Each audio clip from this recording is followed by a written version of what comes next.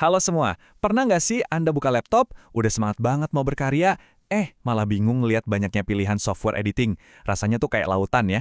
Tenang, di sini kita bakal bongkar sebuah cara belajar yang jauh lebih pinter, yang bakal ngebebasin Anda dari kebingungan itu untuk selamanya. Kalau iya, Anda nggak sendirian kok. Mau itu buat ngedit audio buat podcast, atau ngolah gambar buat proyek visual, pilihannya tuh banyak banget. Ada Adobe Audition, Audacity, terus ada Photoshop, Canva, daftarnya panjang. Nah, para pemula sering banget kejebak di pertanyaan, mana yang paling bagus? Mesti mulai dari mana nih? Sebenarnya gampangnya gini, kita bisa bagi ini jadi dua dunia besar, software untuk audio dan software untuk gambar. Keduanya punya tujuan beda, jelas. Tapi seperti yang bakal kita lihat nanti, ternyata cara kerjanya itu mirip banget, lebih dari yang kita bayangin. Oke, sekarang kita masuki intinya ya. Ada sebuah jebakan umum yang sering banget bikin kita frustrasi dan ngerasa buang-buang waktu. Sebuah jebakan yang bikin kita ngerasa, kok kayak mulai dari nol terus ya? Nah, ini dia nih biang keladinya. Nggak ada satupun software yang bakal sama terus selamanya. Pasti akan selalu ada versi baru, ada update, ada fitur yang dihilangin, atau bahkan muncul software baru yang lebih canggih. Ya, namanya juga teknologi, pasti berkembang terus. Ujung-ujungnya kita jadi kejebak di siklus yang bikin frustrasi banget. Bayangin deh, Anda udah ngabisin waktu berbulan-bulan buat nguasain tiap menu dan tombolnya. Terus, tiba-tiba keluar versi baru, tampilannya beda total. Lantas apa? Usaha kemarin sia-sia, mesti belajar dari nol lagi gitu. Pasti rasanya gitu kan? Nah, ini jadi pertanyaan pentingnya kan?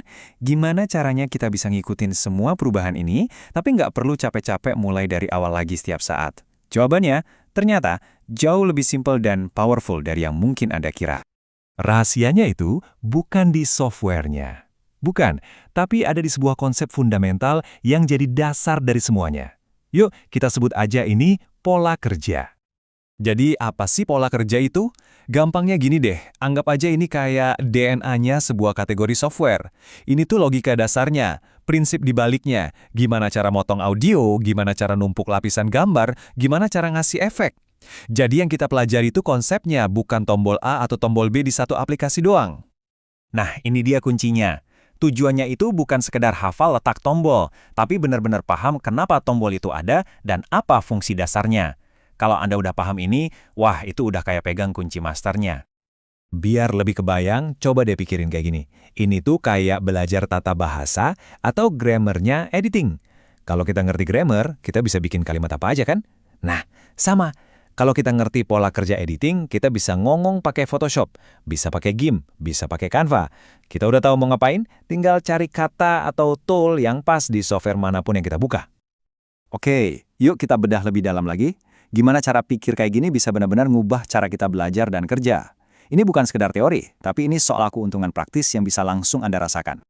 Dengan ngertiin pola kerja, Anda itu bakal punya 4 kekuatan super. 1. Belajar software baru jadi ngebut banget. 2. Ada update? Santai aja. Itu cuma penyesuaian kecil. 3. Otak kita jadi lebih bebas buat mikirin yang paling penting, kreativitas Anda, bukan pusingin teknis alatnya. Dan yang terakhir, yang keempat, skill Anda jadi tahan banting, nggak bakal kemakan zaman. Jadi, ini dia kesimpulan paling pentingnya. Berhentilah jadi pengguna Photoshop dan mulailah jadi seorang editor gambar. Berhentilah jadi pengguna Audition dan jadilah seorang sound editor. Pergeseran pola pikir ini, itu segalanya. Keahlian Anda itulah yang berharga. Jauh melampaui versi software apapun yang Anda gunakan. Nah, ini membawa kita ke pertanyaan terakhir untuk Anda. Daripada nanya software apa ya yang harus dipelajari, coba deh ubah pertanyaannya jadi pola kerja apa ya yang mau saya kuasai hari ini? Mau nguasain soal layering, atau kompresi audio, atau mungkin color correction? Pilih satu, dalamin prinsipnya, dan lihat deh gimana semua pintu software di dunia ini jadi kebuka lebar buat Anda.